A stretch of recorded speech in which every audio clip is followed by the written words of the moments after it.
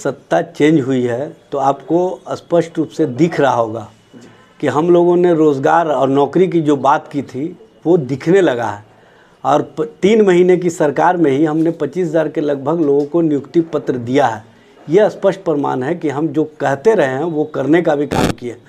और स्पष्ट रूप से माननीय मुख्यमंत्री श्री नीतीश कुमार जी ने कल कहा है कि जल्द ही 7वें चरण की प्रक्रिया शुरू होगी, लोग धैर्य रखें। तो हमें लगता है कि माननीय मुख्यमंत्री जी ने जो आश्वासन दिया है और माननीय मुख्यमंत्री जी ने जो बातें कही है उस पर सभी को ध्यान देना चाहिए और सभी को धैर्यपूर्वक इन बातों पर कहीं ना कहीं आगे बढ़ना चाहिए। क्योंकि जो नियुक्ति की प्रक्रिया है हम चाहते हैं कि फुल प्रूफ हो और प्रारूप तैयार हो रहा है, सारे आंकड़े इकट्ठे किए जा रहे हैं और हम नहीं चाहते हैं कि आपको कोई नियुक्ति पत्र मिले और उसको कहीं चैलेंज किया जाए।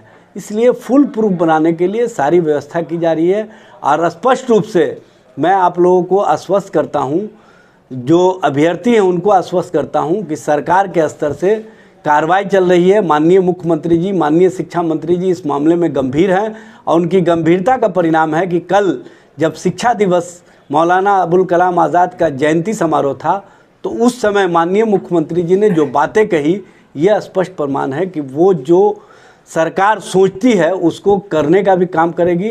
और स्पष्ट रूप से आप देख रहे हैं कि जो कहे हैं उस पर हम लोगों ने अमल भी किया। सर, शिक्षा मंत्री जी जो अभी हाल फिलहाल में इनसे पहले प्रोफेसर थे, उनके बाद शिक्षा मंत्री बने, बहुत हम लोग गर्व के साथ एक चुनौती स्वीकार की है कि शिक्षा मंत्री जी पहले ऐसे हुए जो शिक्षा से जुड़े हुए हैं प्रोफेसर के रूप में। उनसे बहुत सारी उम्मीदें थी और उनसे अगर कोई सवाल किया जाता है 7वें चरणों को लेकर के तो उनका जवाब आता है कि पहले 2 करोड़ रोजगार मांगिए, उसके बाद कुछ किया जाएगा। ये सर कहाँ तो कुछ ही थे। हम बिहार में रहते हैं और देखिए आप बिहार में हैं, अब बिहार भारत के अधीन है, ये सब लोगों को समझ में आना चाहिए। और उन्होंने एक बातें कही है कि 2 करोड़ रोजगार का जो भारतीय जनता पार्टी ने वादा किया था, 8 साल हो गया, 16 करोड़ लोगों को रोजगार मिलना चाहिए। मिला कितना है? On record 7,22,000। इससे ही स्पष्ट प्रमाण मिलता है कि भारतीय जनता पार्टी जुमलाबाजी करती रही है। और भारतीय जनता पार्टी को तो इस नियुक्ति के मामले में बोलने का कोई अधिकार ही नहीं है, क्योंकि भारतीय जनता पार्टी 2.25 साल यहाँ सत्ता में रही और उसने वादा किया था 19 लाख लोगों को रोज़गार देने का। कितने लोगों को रोज़गार दिया? कितने लोगों को नियुक्ति पत्र दिया? आज जो भारतीय जनता पार्टी झूठे आंकड़ों के सहारे दावा करती है कि हमारे समय का ये नियुक्ति दिया जा रहा है, तो ये गलतफहमी का शिकार हैं भारतीय जनता पार्टी के लोग। अगर उस समय नियुक्ति पत्र दिए जाने की प्रक्रिया शुरू होती तो हम समझते हैं कि वो लोग गांधी मैदान में ये कार्यक्रम करके अपना ढिंढोरा पीटते।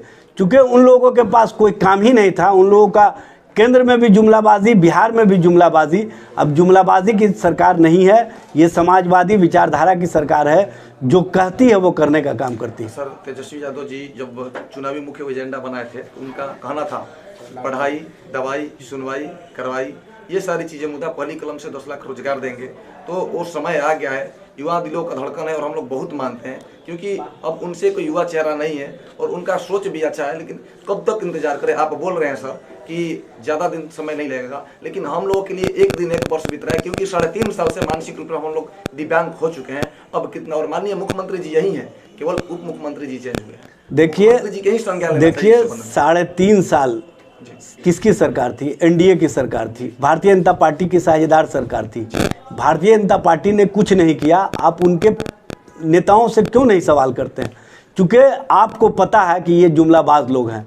हमसे इसलिए सवाल करते हैं कि हमसे आपको उम्मीदें हैं और हमने जो विश्वास दिलाया है, जो उम्मीदें आपको हमसे है, उन उम्मीदों पर हम खरा उतरे हैं। और स्पष्ट रूप से आपको बता देना चाहते हैं कि माननीय मुख्यमंत्री श्री नीतीश कुमार जी के नेतृत्व में माननीय उप मुख्यमंत्री तेजस्वी प्रसाद यादव जी स्पष्ट रूप से 10 लाख नौकरी और 10 लाख रोज़गार का जो वादा किए हैं उसको हम लोग अमल में लाने का काम शुरू कर दिए हैं। रोज़गार का सृजन लगातार हो रहा है। आप देख रहे हैं कि यहाँ इन्वेस्टर मीट हुआ, यहाँ पर जो रोज़गार के सृजन की व्यवस्था है वो तेज़ी से बढ़ रही है और नौकरियों के लिए हर विभाग से रिक्तियाँ मांगी गई हैं और सारी रिक्तियों का रिकॉर्ड आ गया है। जल्द ही सामूहिक रूप से नियुक्ति की प्रक्रिया की घोषणा भी कर दी जाएगी। एक नई सीटेट के साथ एग्जाम होने वाली है। ऐसी स्थिति में 3.5 साल से पहले जो हम लोग 3 बार सीटेट निकाल चुके हैं, डिग्रिया के सर माला तो हम लोग गुथेंगे नहीं, क्योंकि डिग्री किस काम की कि जब हमें नौकरी ही नहीं मिलेगी। शिक्षक बनने की तमाम महारत धारण किए हैं। सीटेट बीटेट जो अभ्यर्थी उत्तीर्ण है वो सड़क पर बैठे हैं, और बिहार सरकार बार बार कहती है कि हमें क्वालिटी ऑफ एजुकेशन देना है। तो जो अभ्यर्थी शिक्षक बनने की तमाम अर्हता धारण किए हैं वो रोड से बोर्ड पे जाएंगे तो भी तो क्वालिटी ऑफ एजुकेशन देंगे ना। उनके लिए कब तक रोड से बोर्ड पर भेजने की तैयारी है? देखिए, सबसे बड़ी बात यह है कि जो मामला है सरकार के स्तर का है, और सरकार के स्तर से माननीय मुख्यमंत्री जी ने कल जब आश्वासन दिया है तो आपको कहीं ना कहीं उस पर विश्वास करना चाहिए। और प्रक्रिया आप लोगों को भी पता है कि प्रारूप कैसे तैयार हो रहा है, क्या तैयार हो रहा है, सारी प्रक्रिया आप लोगों को पता है।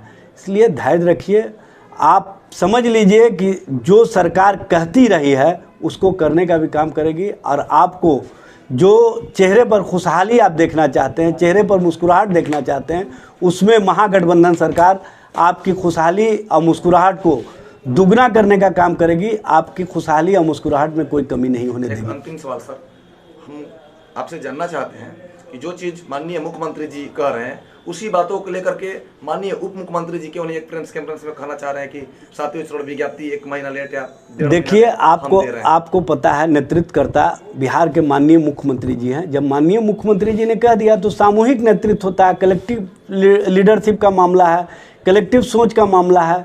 आप अलग अलग क्यों देख रहे हैं? ये पूरे महागठबंधन सरकार की बात है। महागठबंधन सरकार के मुखिया माननीय नीतीश कुमार जी हैं और उप मुख्यमंत्री माननीय तेजस्वी प्रसाद यादव जी हैं। दोनों के सामूहिक सोच का ही परिणाम है कि नियुक्ति प्रक्रिया को आगे बढ़ाया जा रहा है और 10 लाख रोजगार और 10 लाख नौकरी की बात की गई है। इसमें किसी को अलग अलग देखने की आवश्यकता नहीं है। बिल्कुल सर, हम लोग अलग अलग नहीं देख रहे हैं, लेकिन बात यह है कि जो 3.5 वर्ष में आज आपके साथ हैं, जो महागठबंधन की सरकार चला रहे हैं, ठीक है, इनसे पहले जो बीजेपी के साथ चल रहा था तो उस समय सूबे के मुखिया श्री नीतीश कुमार जी थे, और सूबे के मुखिया जी ही इस मामले को लटकाए हुए हैं, क्योंकि बीजेपी बार बार इस चीज को बोलती है कि जो शिक्षा मंत्री थे वो नीतीश कुमार जी के थे। देखिए, सबसे बड़ी बात यह है कि उस समय एनडीए की सरकार है, ये महागठबंधन की सरकार है। और मैं पहले बोला कि एनडीए की सरकार जुमलाबाजी की सरकार थी, भारतीय जनता पार्टी जुमलाबाजी की पार्टी है। लेकिन जो आज महागठबंधन की सरकार है, इसमें सभी नेता एक मत होकर के एक स्वर में जो बातें माननीय मुख्यमंत्री जी कहते हैं उस पर अमल और कार्यक्रम शुरू हो जाता है, और माननीय उप मुख्यमंत्री जी उनके साथ सहभागिता करके इसको आगे बढ़ाने का काम करते हैं। इसलिए आप लोग जो चेहरे पर अपनी मुस्कुराहट देखना चाहते हैं उसके लिए धैर्य रखें, और धैर्य के साथ मैं आपको आश्वस्त करता हूं कि सरकार जो कह रही है वो करने का भी काम करेगी। सर, अंतिम सवाल पूछना चाहेंगे, बस एक लाइन में सर इसका जवाब। हम लोग शिक्षक अभ्यर्थी हैं और कब तक हम लोग 7वें चरण की जो विज्ञप्ति देखना चाह रहे हैं कि जितना जल्द आ जाए, उससे पहले एक सीटेट होने जा रहा है, तो क्या ये उचित है कि जो साथ में न अर्हता धारण किए उनके लिए हम लोग वेट? देखिए, इस मामले में माननीय शिक्षा मंत्री जी आप लोगों को स्पष्ट रूप से बताएंगे। मैं पार्टी के प्रवक्ता की हैसियत से आप लोगों को आश्वस्त करता हूं कि आपके चेहरे पर जो मुस्कुराहट है, जो मुस्कुराहट आप देखना चाहते हैं वो जल्द ही होगा और आपको नए वर्ष में तोहफा मिलेगा। नए वर्ष में सर, यानी थोड़ा दूरी अभी भाई, अभी प्रक्रिया चल रही है, प्रक्रिया का मामला है, प्रारूप तैयार हो रहा है, सारा फुल प्रूफ किया जा रहा है। आपको सिर्फ नौकरियां दे दे, परवाना दे दे, नियुक्ति पत्र दे दे, और आपको कोर्ट के मामले में अगर कोई फंसा देता है तब फिर क्या होगा? इसलिए हम फुल प्रूफ करके पूरी तरह से, हम इस मामले में राजनीति नहीं कर रहे हैं, आपके साथ न्याय के साथ जो हमारा संकल्प है उसको आगे बढ़ाने का काम करेंगे। धन्यवाद सर।